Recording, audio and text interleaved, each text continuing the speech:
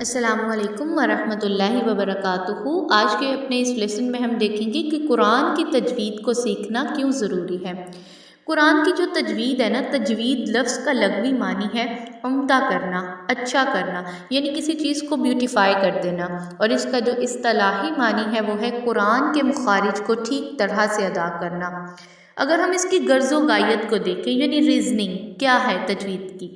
صحیح حروف ہے، یعنی کہ حروف کو جو لیٹرز ہیں ہمارے پاس حروف تہجی، ان کو ٹھیک طرح سے ادا کرنا، جس کا حکم ہے، جس طرح سے قرآن نازل ہوا اسی طرح سے اس کو ریسائٹ کرنا۔ اگر ہم اس کی فضیلت کے بارے میں دیکھیں تو یہ علم تمام علوم سے افضل ہے، کیونکہ اس کا تعلق اللہ تعالیٰ کے کلام سے ہے۔ قرآن پاک میں موجود تمام آیات اللہ تعالیٰ کا کلام ہے، اور جب اللہ تعالیٰ کا کلام انسان نے سیکھنا ہوتا ہے تو انسان کو چاہیے کہ انہی لفظوں کو وہ ادا کرے، بولتے ہوئے، سمجھتے ہوئے انہی لفظوں کو ٹھیک طرح سے سمجھے۔ اس کے لیے تجوید کا علم حاصل کرنا بہت ضروری ہے۔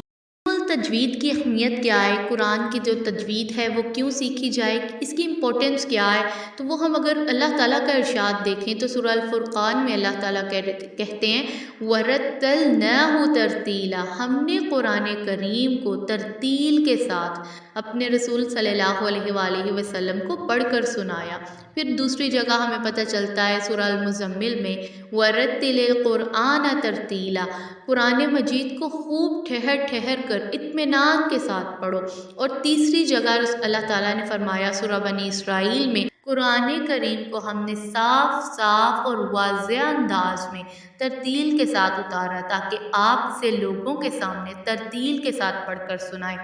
حضرت علی رضی اللہ تعالیٰ عنہ سے جب ترتیل کے معنی پوچھے گئے تو آپ رضی اللہ تعالیٰ عنہ نے فرمایا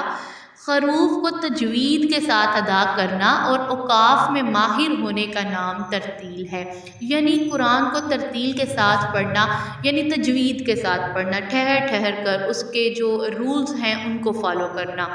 اسی طرح اگر ہم رسول اللہ صلی اللہ علیہ وآلہ وسلم کی حدیث کو دیکھیں تو آپ صلی اللہ علیہ وآلہ وسلم کا ارشاد ہے کہ اللہ تعالیٰ کو یہی پسند ہے کہ قرآن کریم جس طرح اترا ہے اسی طرح پڑھا جائے۔ قرآن کریم خالص عربی زبان میں اترا ہے، اس لیے اس کا لب و لہجہ بھی خالص عربوں کی طرح ہونا چاہیے، اور فن تجوید عربوں کے لب و لہجہ کو محفوظ کرنے کا نام ہے، تو اسی لیے قرآن کی تجوید کو سیکھنا بہت ضروری ہے۔